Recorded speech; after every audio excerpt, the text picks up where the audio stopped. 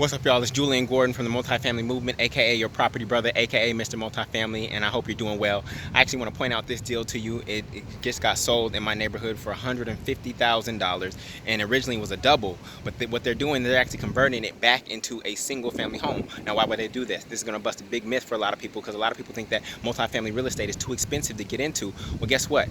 This home is going to sell for more as a single family home than it would as a double, though it's actually the same amount of square footage. Now, why is that? It's because more people are in the market to buy a single family home, and when demand is higher and supply hasn't changed, then the price is higher. A lot of people aren't on to the above ground railroad, right? A lot of people aren't on to multifamily real estate, and so there's actually fewer buyers in multifamily real estate, and that actually affects the price. But even if somebody buys this as a single family home, it would actually be more beneficial to them as an asset if it was actually a double, right? But some people are just, they don't want to live in a double. They don't want to have share a wall with anybody. They want to have the American dream of the nuclear family and the white picket fence, and so they can go after that if they want to, but it's going to take them longer to build wealth as a result of doing so.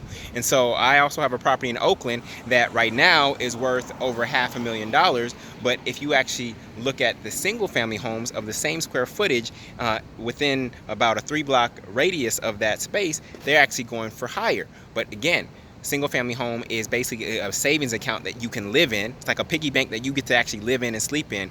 But a multifamily home is actually an asset because it is producing income for you. It is sending you cash flow. At no point does a single family home actually send you cash flow unless you sell it, right? Even after you paid off the mortgage, you still have to pay property taxes and insurance, right?